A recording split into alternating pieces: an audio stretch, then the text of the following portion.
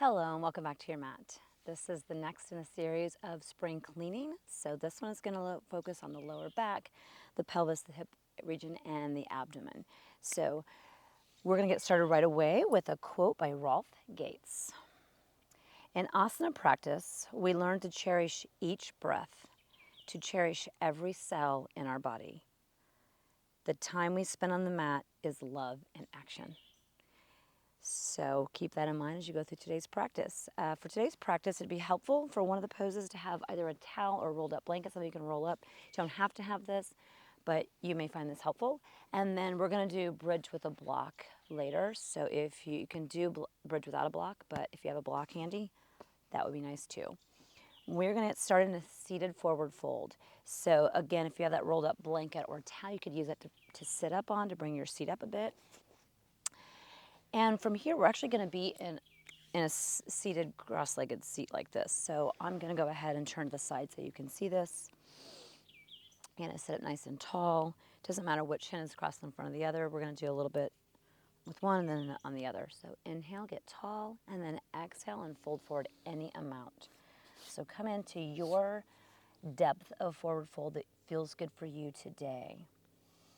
So that you might be down on your forearms and elbows. You might be more up on your hands, or you may be even more upright, depending on how your lower back is feeling and your hips.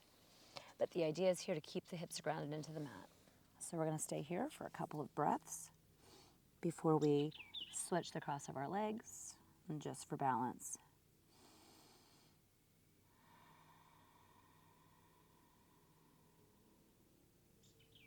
And as you're in this pose, think of spring cleaning as just a time to kind of help clear any stagnation out, clear any things out that need to be let go of. I call it a spring cleaning series, but it doesn't have to necessarily be during the spring. It could be anytime. Anytime you just need a little cleansing of the body, just like you'd clean your house. The body needs that from time to time. Inhale, come up, switch the cross of your legs, other shin in front.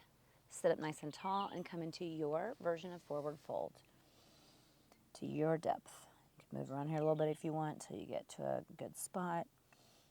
Find where that is for you and be here for a few breaths. And be okay with where you are. So if you're more upright, that's okay.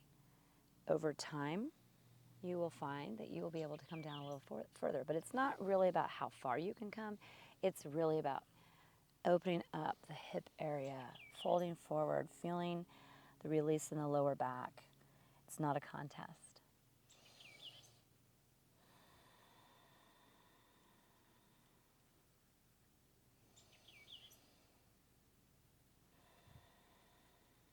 Let's take one more breath. Exhale, sigh that out. Release whatever you need to. Come all the way back up.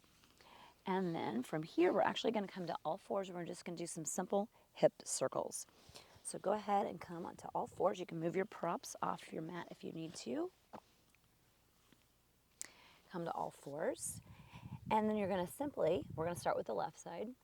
We're just going to bring that left hip up and then come into some circles here. So you're going to lift the leg almost as if you were a dog, lifting the leg, but bring it into circles. So we're really kind of helping open up that hip joint a bit.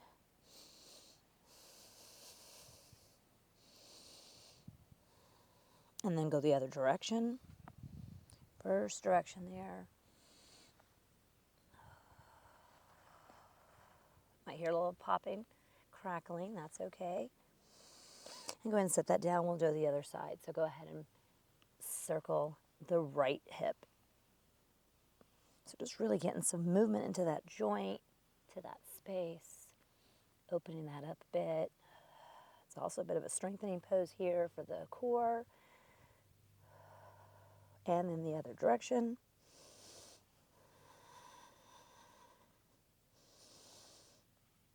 Make sure you breathe through this.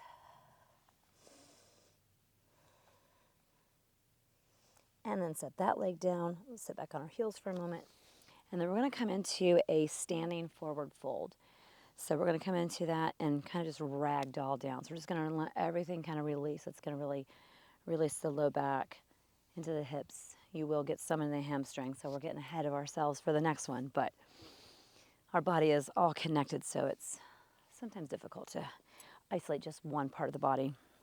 So I'm going to turn sideways so you can see. You can have a bend in your knees if you like. You could have the block under your hands if you want to have something to land on. Whatever is going to work for you today. So go ahead with your feet. I would say at least hip distance apart, maybe wider. So that will make this a little easier. As a matter of fact, let's go with wider. So let's go ahead and bring our feet. Let's turn to the front edge of our mat and let's bring our feet to the width of the mat. So this will make it more about helping into the lower back and not putting as much strain on the hip or the hamstrings. So go ahead and stand tall and then exhale, hinge at the hips, bend in your knees to begin with, and we're just going to ragdoll down. So let your head hang in space, let your arms hang in space. They can land on the block if you like or on the mat.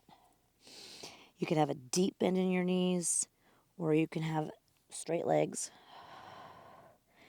Whatever serves you today. Whatever is going to help you the most today, that's what we're going for. So really just letting everything dangle here in space, letting the back come out of the pelvis, pouring forward.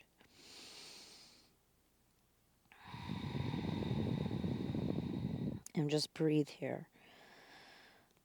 I always say a big thing that sets yoga apart from other exercise or movement practices is there's such a focus on the breath. It's such an important component.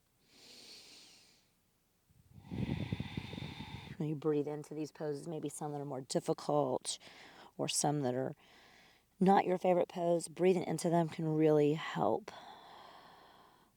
May not make the pose your favorite, but it can definitely help the pose.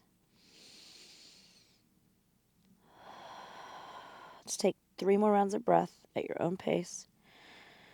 You can sway from side to side if you like, kind of washing your mat with your hands. And just imagine fresh, clean energy rolling through your whole body with these practices. And then go ahead and come all the way up, carefully rolling back up to the top here. And release that down, release your arms, and just stay here for a moment before we're going to come back down to the ground. So now from here, we're going to do, in yoga, this is called cow face legs. I don't know why they named it that. If anyone knows, please leave a comment. I'd love to know. So for cow face legs, and if it doesn't work for you, then you're just going to come into a simple seated seat like this with your one shin crossed in front of the other. But if it works, we're going to stack the knees. So I'm going to bring my right leg over top to begin with. This just gets into your hips a little bit differently. So your knees don't have to be perfectly stacked, as you can see, mine are not. But you're trying to keep your hips on the ground, your seat on the ground. You can also sit up on a blanket if that would help you, or a towel. So if you have your legs closer in, that might make this a bit easier. The further out they are, it might make it more difficult. So we're going to sit up nice and tall here if you're in this. And if you're not and you're in this simple seated cross-legged position, that's fine too. We're going to do another seated forward fold here. So you're going to be repeating what we did earlier, and that's okay. Inhale and then fold forward. And if you are doing that cross-legged, you may notice you can come down further. You may not. This is a short practice. We haven't done a lot yet. But you'll see if you come into a pose, it's always interesting to do a same pose or similar pose throughout a practice to see how it changes throughout the practice.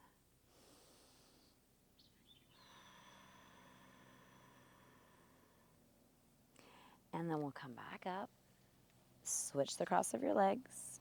Now the right is on top, or your right shin, your left leg or your left shin is in front. Knees stacked as best you can. Sit up nice and tall here. And now hinge forward at your hips, keeping those hips grounded into the mat the best you can.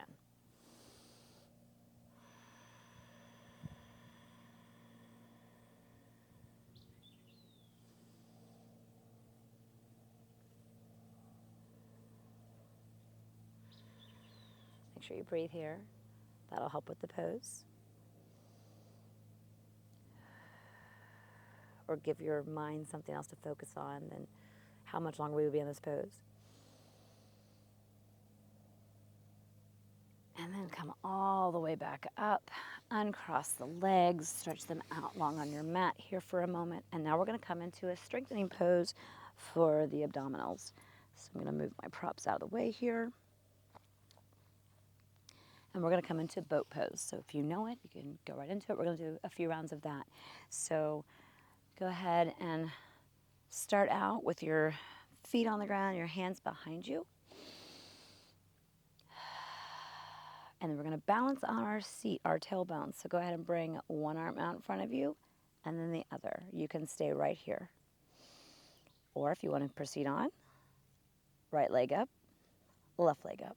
Now we're bouncing on our tailbone and our body is in a V shape with our legs and our upper body. So try to keep that chest up, try not to dump down here. Hold it, release and give yourself a hug. We're going to do that one more round. Spring cleaning can also mean a little bit of strengthening because maybe we have not been working as hard. We need a little bit of strengthening too to offset, to balance this out. So let's do that again. When you're ready, come into your boat pose and however you want to enter it.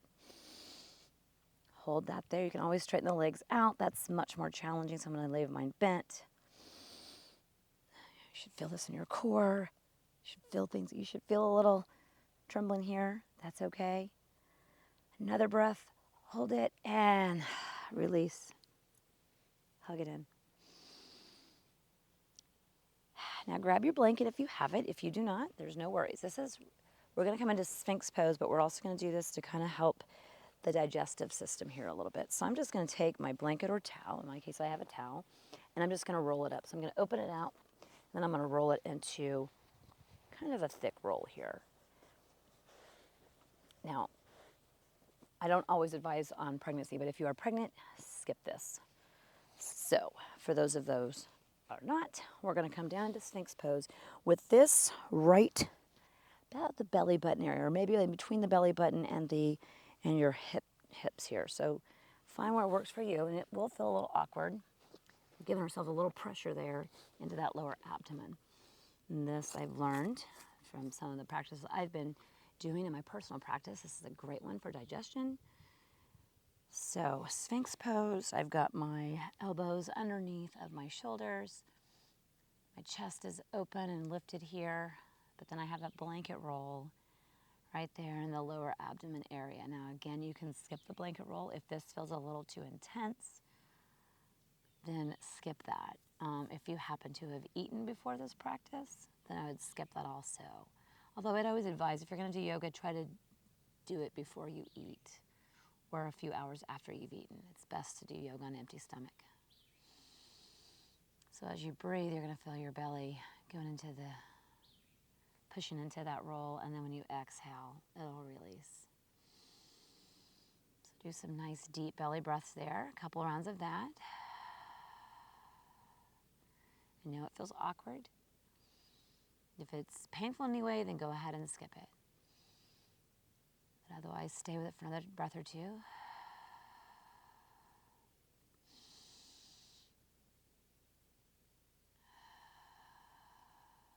And then we'll come up to all fours, and we're going to come into pigeon. So if pigeon does not work for you, for any reason, you're going to do figure four on your back. For those of you that know pigeon, you can go right into it. I'm going to start with my right leg. You can pick whichever one you want. If you're doing figure four, you're going to come on your back, soles of your feet on the ground. You're going to bring that right foot on top of your other leg there. Keep that foot flexed, and then you're just going to reach through and grab a hold of that left leg and pull in. So this is going to give you a very similar stretch to pigeon. Pigeon doesn't work for everyone. For those of you that love pigeon like I do, we're going to come on into that. So my right leg is forward, left leg is back. You're going to exhale and come forward any amount. You can stay up on your forearms if you like. If you got that block, you can put that underneath of your forearms. You can bring your forehead to the ground, whatever feels best for you in this pose today. This is one of my all-time favorite poses. It's not everyone's favorite. We all have our favorite poses and least favorite. This is one of my favorites. It just always feels really good for me.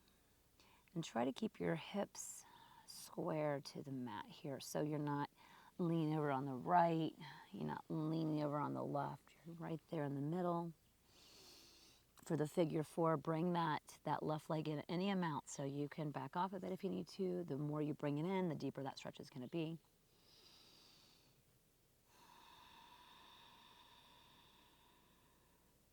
This is really good for the hips. Both this one and figure 4. Fantastic for opening up the hips there.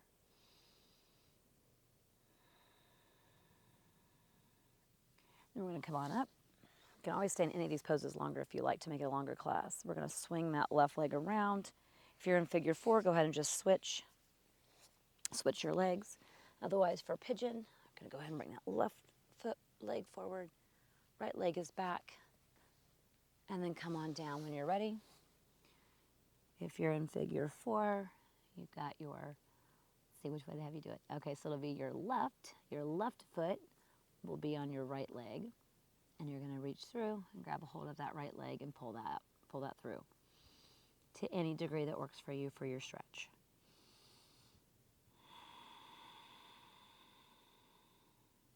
In my pigeon, I find it works best for me to have this in an angle so that my left foot is closer to my right hip versus having this at an almost a 90-degree angle. That's a much harder pose to do. There's no need to strain here. We're really going for that stretch and sensation without straining it.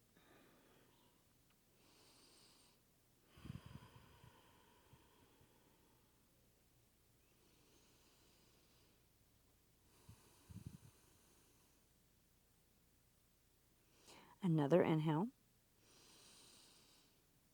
And then exhale, sigh that out.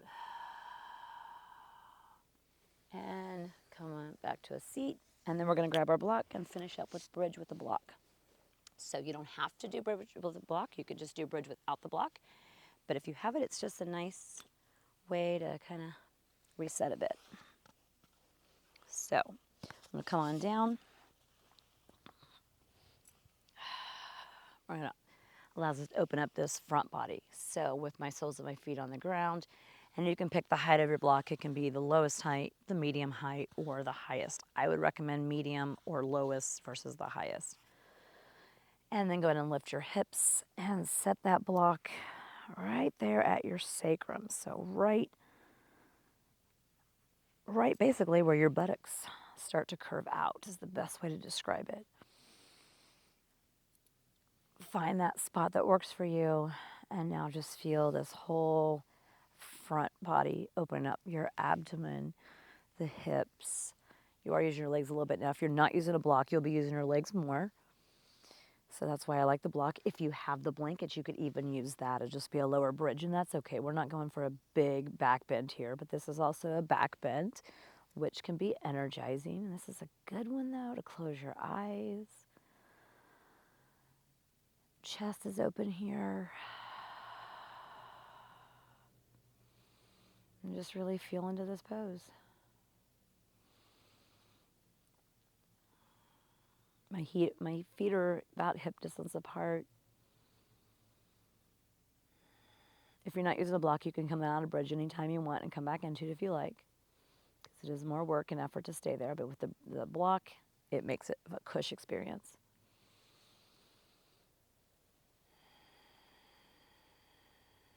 Three more rounds of breath.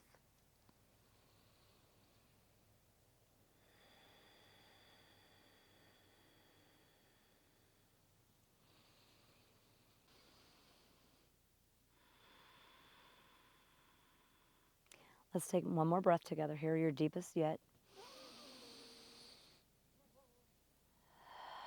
Exhale and let all that go, let everything go. Remove the block if you were using it. For those of you that have time, go ahead and stretch out long on your mat into your Shavasana. I'm going to leave you there, but go ahead and stay there if you have the time to do a Shavasana. I highly recommend that after the end of this class. Thank you so much for joining me, and until next time.